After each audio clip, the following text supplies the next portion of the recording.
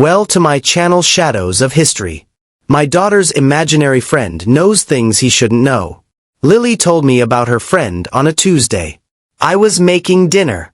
Pasta with Jared sauce. The kind of meal you make when you've worked a double and your feet hurt and your daughter has been at aftercare for 9 hours because that's what single mothers do. Lily sat at the kitchen table with her crayons, drawing something I hadn't looked at yet. Mommy, can Thomas have some? I didn't look up from the boiling water. Sure, baby. Set a place for him. She'd had imaginary friends before. Mr. Buttons when she was 3, a rabbit who lived in the closet. Princess Starla for most of preschool. I'd read the articles. Imaginary friends were normal, healthy, a sign of creativity and developing social skills. I'd served Mr. Buttons invisible tea. I'd buckled Princess Starla into her car seat. This was just Lily being 5. He likes the twirly kind, Lily said. The twirly kind? Rotini. She sounded it out carefully. Rotini. I turned around. How do you know that word? Thomas told me. He said it's his favorite. I poured the pasta into the strainer and watched the steam rise. Rotini wasn't a word Lily would know. We always called it twirly pasta. I'd never used the real name in front of her. Where did you meet Thomas, baby? In my room. She picked up a blue crayon. He comes to visit sometimes. When does he visit? At night. When you're sleeping. The steam was still rising from the strainer. I watched it curl toward the ceiling. What does Thomas look like? He's big. Bigger than you.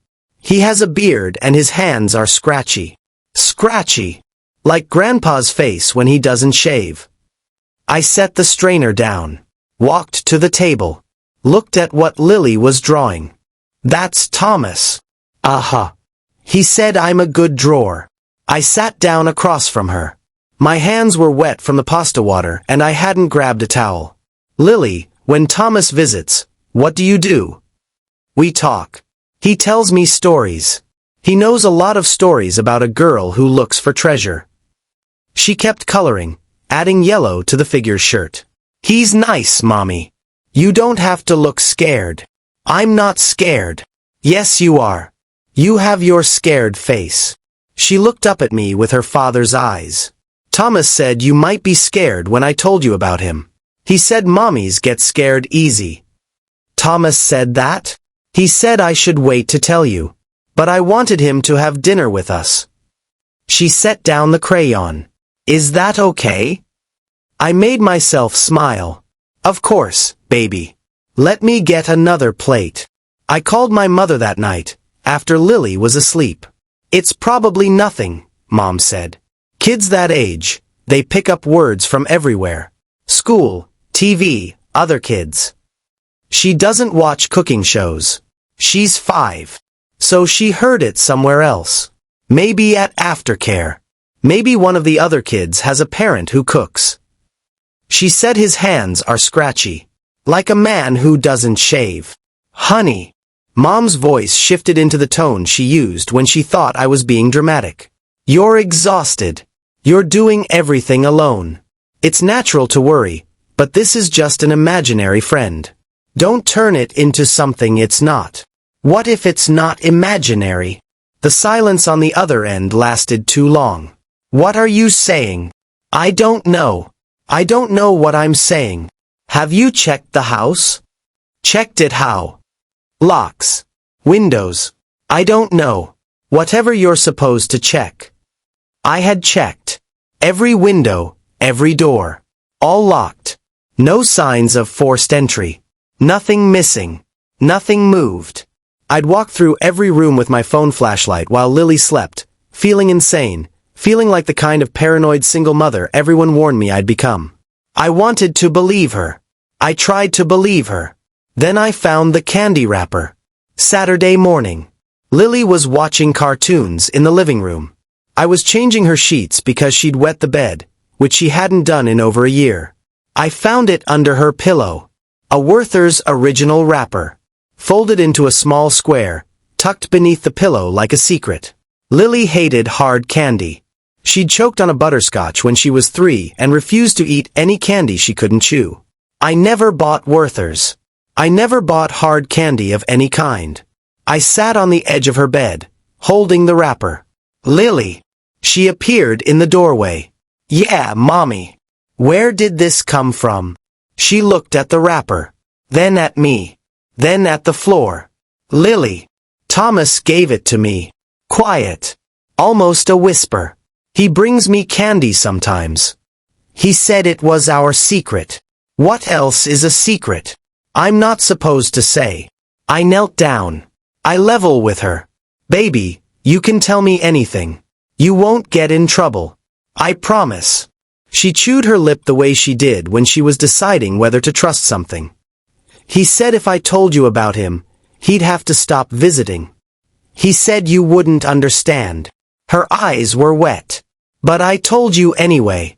And now he's going to be mad. Lily, this is very important. Does Thomas touch you? He holds my hand sometimes.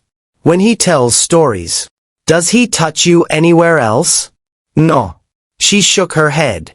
He just talks and holds my hand, and sometimes he sits on my bed and watches me sleep. He says I look like an angel when I sleep. I called the police. They sent an officer. Young, maybe 25, with a wedding ring he kept twisting. He walked through the house and checked the windows and asked Lily questions while I stood in the doorway trying not to scream. Does Thomas have a last name? I don't know. Does he come in through a door? He's just there. When I wake up, does he wear a uniform? Like a policeman or a mailman? No. Just regular clothes. The officer took notes, checked the locks again, walked the perimeter of the house while I watched from the front window. When he came back inside, his face told me everything. Ma'am, there's no sign of forced entry. No footprints, no disturbance.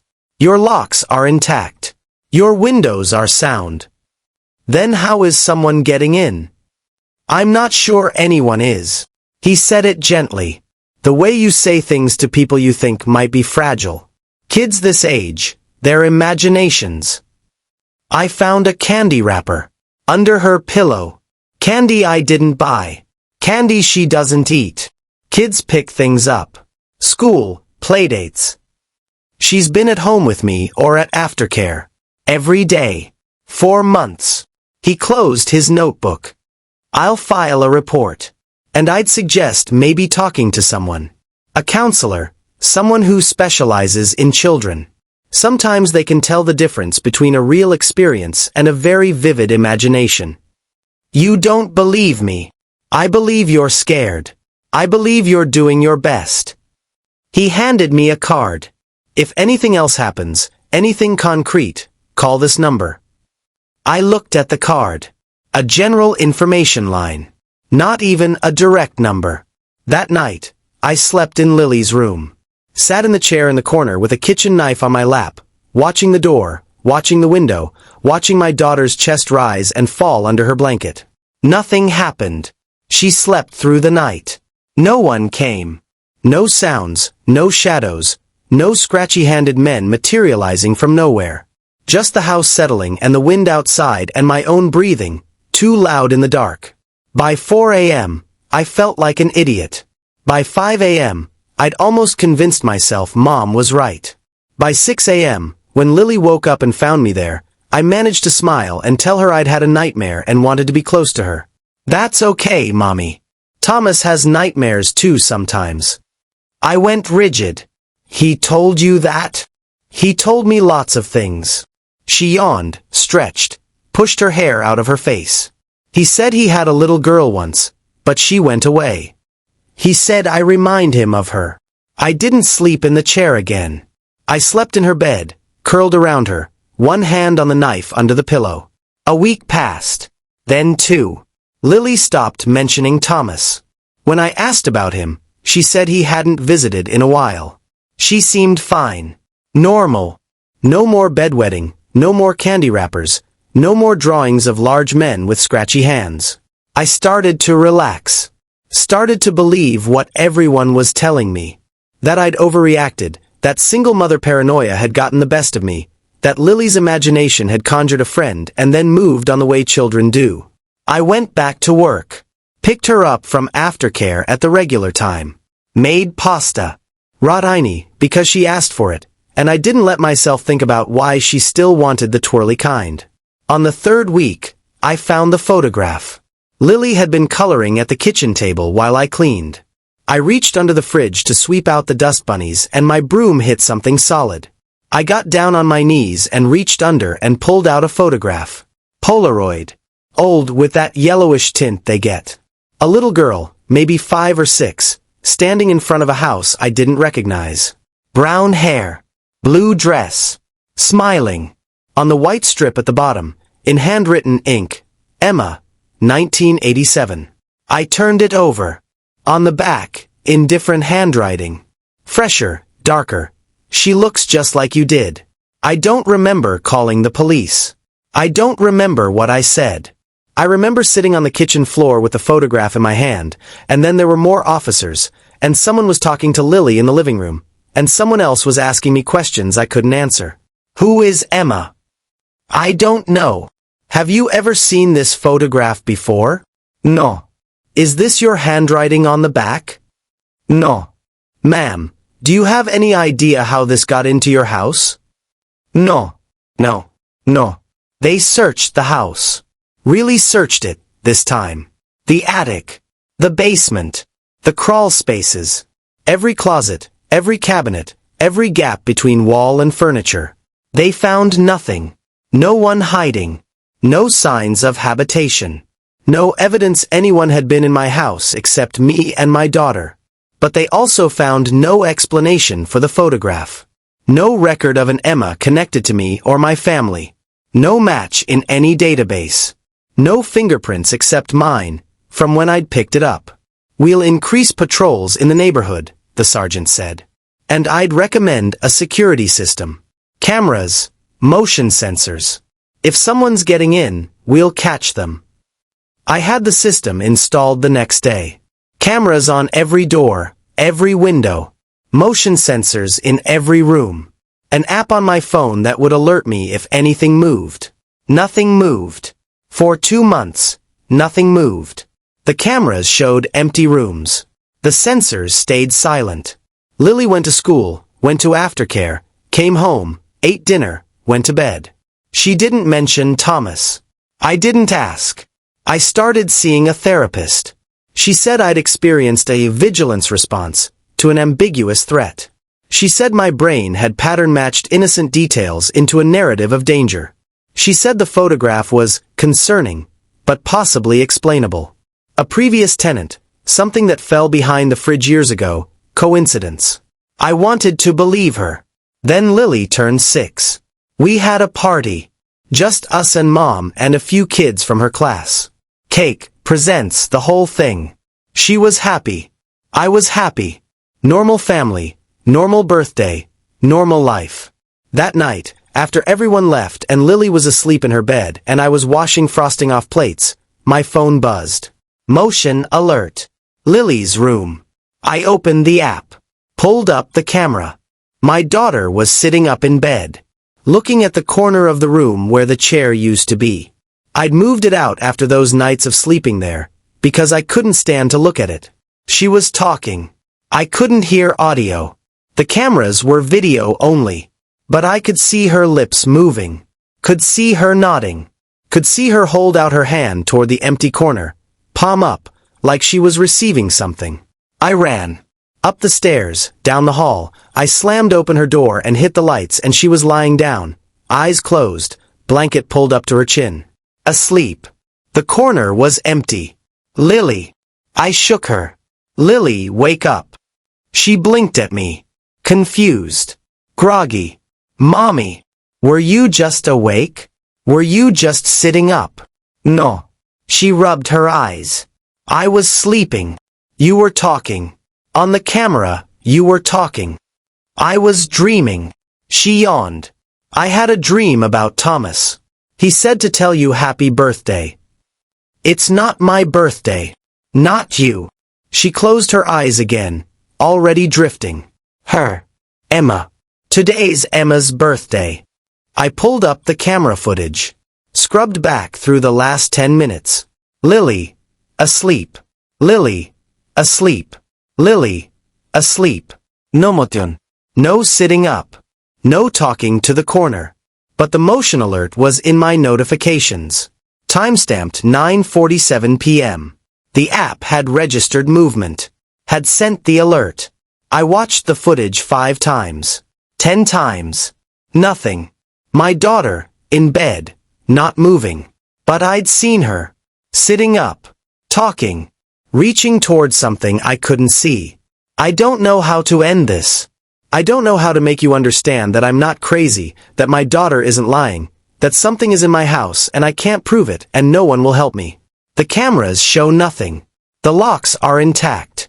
The police have filed a dozen reports and found nothing. My therapist says I'm processing anxiety through hypervigilance. My mother says I need more sleep. But last night, Lily asked me if Thomas could come to her birthday party next year. He missed this one, she said. He was sad about it. But he said he'll be there next time. He promised. Lily, Thomas isn't real. She looked at me. Patient. A little sad. He said you'd say that. She went back to her cereal. He said you're not ready yet. But you will be. He's going to wait until you're ready. Ready for what? To meet him. She took a bite, chewed, swallowed. He wants to meet you, Mommy. He's been waiting a long time. I'm writing this at 3 a.m. because I can't sleep. Because I've been checking the cameras every 10 minutes and nothing is there and nothing is ever there, but my daughter talks to corners and knows words she shouldn't know and has a photograph of a dead girl under her pillow again because I found it there tonight when I checked. The same photograph. Emma. 1987. I burned it last time. I watched it curl and blacken in the kitchen sink. It's back. Same photograph. Same handwriting. Same little girl smiling in front of a house I've never seen. But there's new writing on the back now. Soon. I don't know who Thomas is. I don't know how he's getting in. I don't know what he wants. But he's real. He's here. He's been watching my daughter sleep. And he's waiting for something.